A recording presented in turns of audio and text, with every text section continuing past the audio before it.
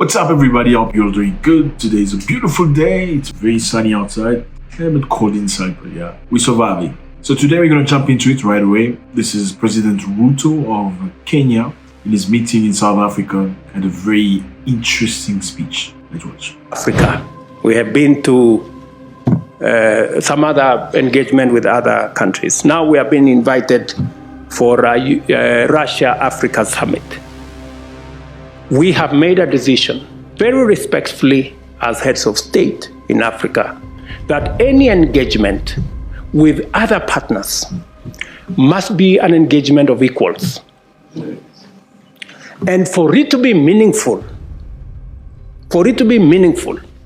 if we are going to meet the president of a country, we have organized ourselves that the Troika is going to represent Africa.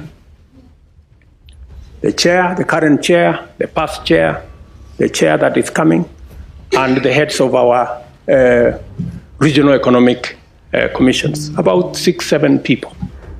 But what happens continuously?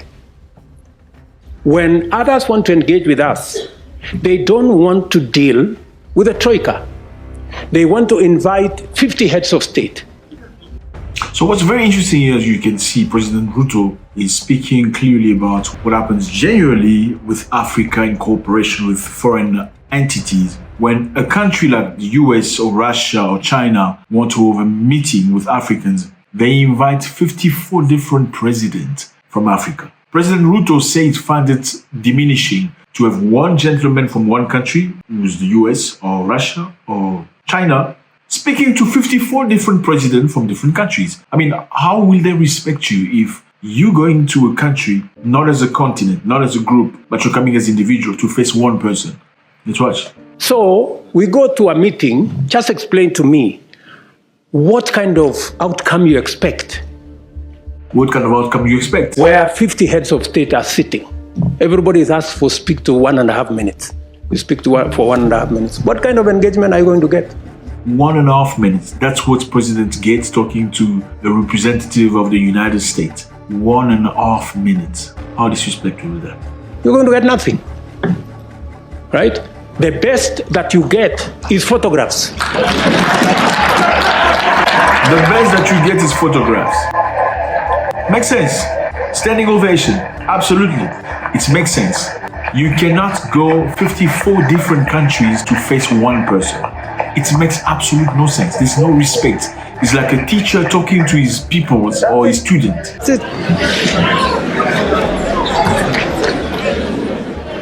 Precisely. You get these photographs. They normally line us up somewhere, crowd of 50 heads of state. And that's all we come home with. And it's very good to see somebody as courageous as this person is, President Ruto, express himself very openly, and he's not afraid. It's great. I appreciate that.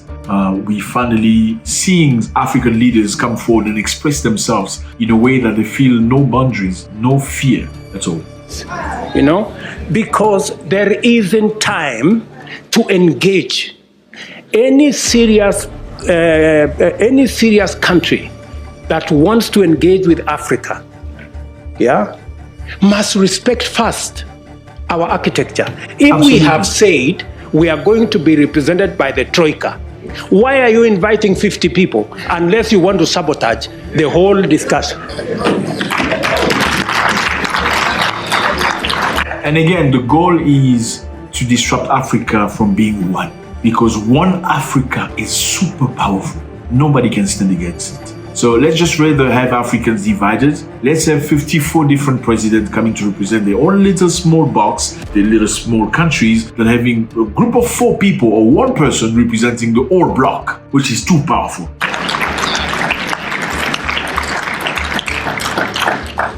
And if you can't respect our own rules, it is a sign of lack of goodwill.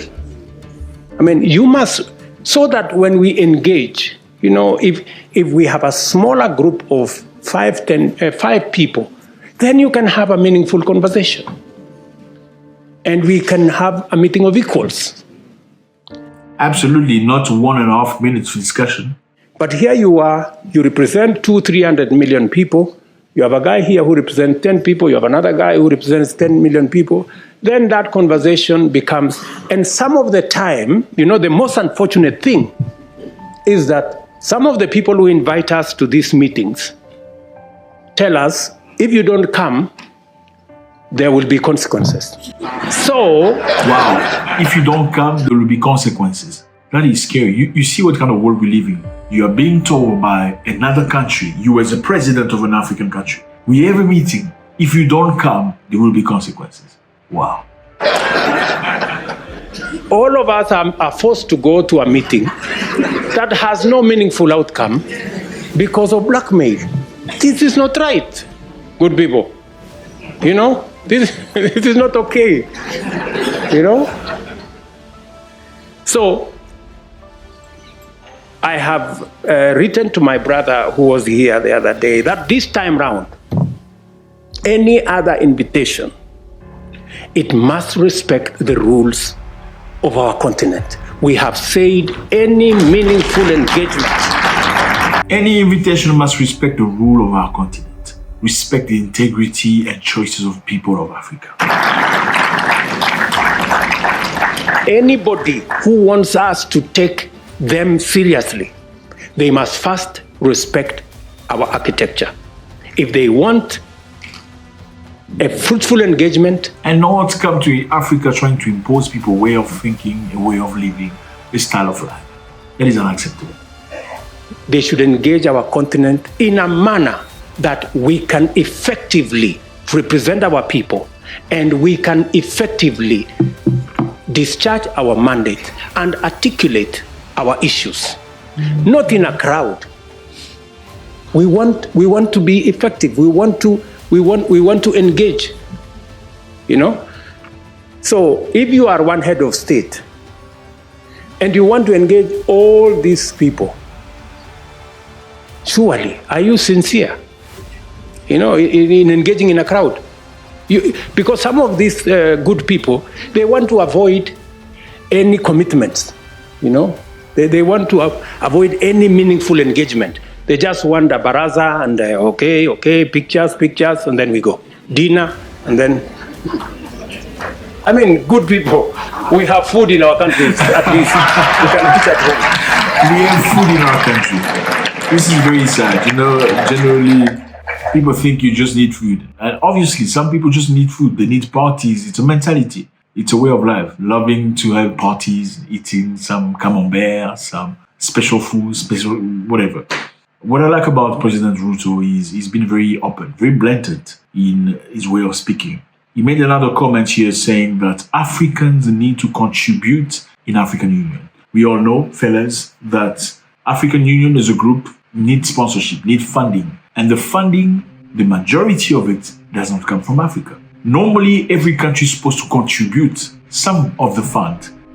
Every country is supposed to bring in onto the table some money. And unfortunately, like many Africans, we do not contribute. We have excuses. Sometimes we just shut up. That's why Rihanna made a song say, pay my money, don't act like you forgot. Why? Because she understands, as most of us people, when we owe somebody money, we sometimes act like we don't remember. Okay, this is the same thing we're seeing among our leaders. So are you going to tell me this is something you only see within our communities? No, our leaders are the reflection of our communities. Africans are unable to come together, to put funds together, to have an institution running properly. And let me just remind you that African Union, the building in Ethiopia, was built by Chinese people.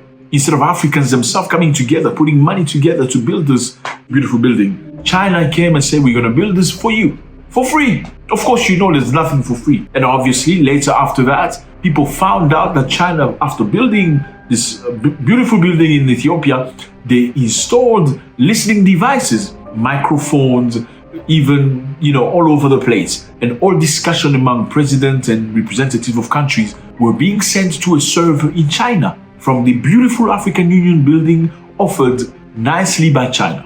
And obviously people came forward saying, it's not real information, it's not true. But the reality is, yes, they had to remove all the servers that were installed to change servers. Why? Because information was leaving the African Union building, going to some site in China every evening. taking with it, obviously, all the information, all the discussion, all the conversations in the corridors, all the data in the computers being sent to China. So Africans need to come together, finance their institutions, because up until now, European Union finance some of the institutions in Africa. How can you stand strong if the money you're getting comes from somebody else? How can you say no to that person if the money that you're using, the money that helps you survive or at least run some of your things, come from that person? It's very difficult. You need to stand on your own feet. You need to be organized as African people, to be a strong figure, to be respected. And I think that's the very first step before even saying we need to be respected by other people. So President Ruto, again, spoke very openly.